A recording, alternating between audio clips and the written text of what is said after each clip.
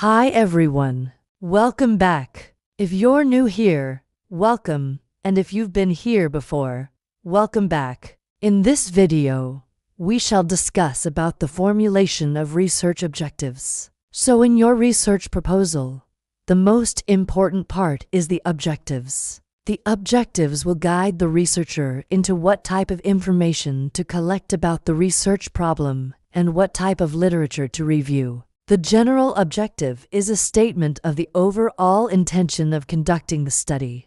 It states what is expected to be achieved by the study in general terms. They systematically address the various aspects of the problem and specify what one will do in the study, where and for what purpose. Consider the different constructs that make up the conceptual framework. RK. Identify the subcategorizations of the different constructs in the conceptual model. The questions may be singular or a number for each objective, but they must be related to the objectives. Select the main themes that can realistically be studied within the resources you have. These should answer your problem. Formulate the objectives. NB.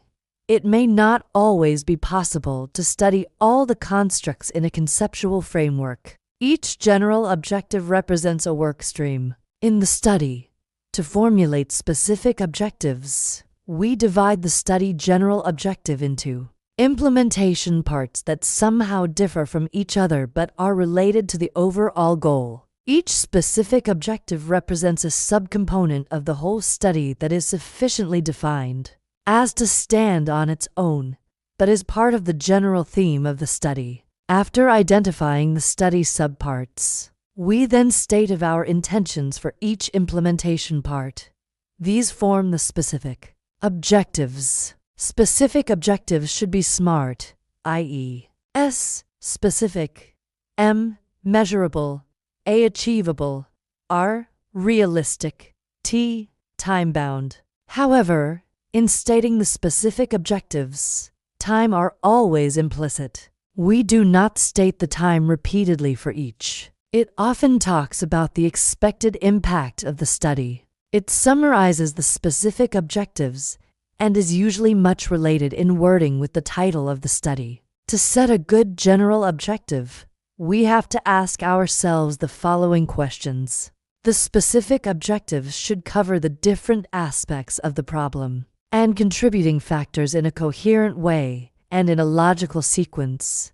They should be clearly phrased in operational terms specifying exactly what you are going to do, where and for what purpose. Use action verbs that are specific enough to be evaluated. The action verbs used in the specific objectives should be specific enough to denote the type of action to be undertaken. The verbs depend on whether the objective is to be assessed using quantitative methods or qualitative methods. For objectives that are to be assessed using quantitative methods, we use verbs like to determine, to assess, to measure, to calculate, to describe for descriptive studies.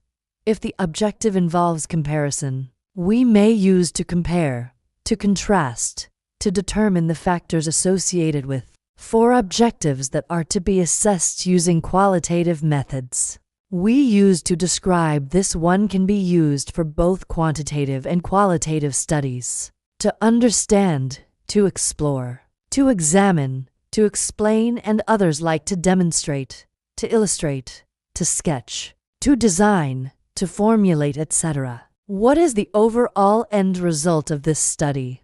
Why do we need to implement this study? Who is the overall beneficiary or target population? The general objective 1. Is one broad statement summarizing what you want to do. 2. It has the word to indicating that we want to do something. Point 3. It talks about impact on a given target population. The general objective is stated in more broad terms. The objectives will also guide the researcher into what type of methods to use. To answer the different research questions, what types of variable to look out for, and measure what type of data analysis to conduct and how to present the findings.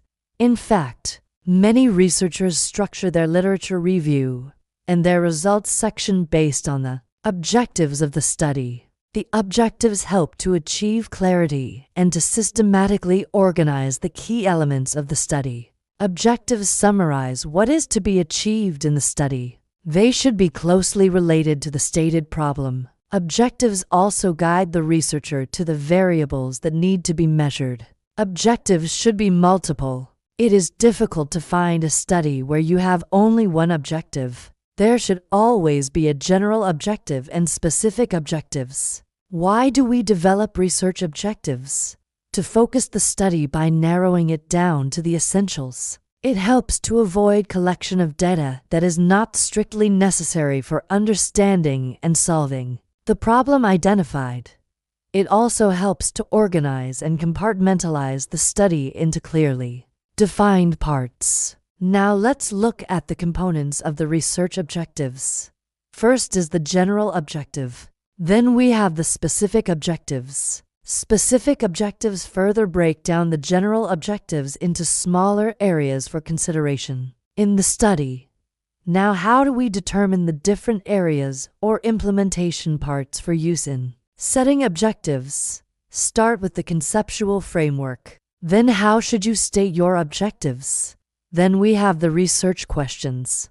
From the research objectives, the researcher may derive some research questions. That's it for now. See you in the next video. Bye.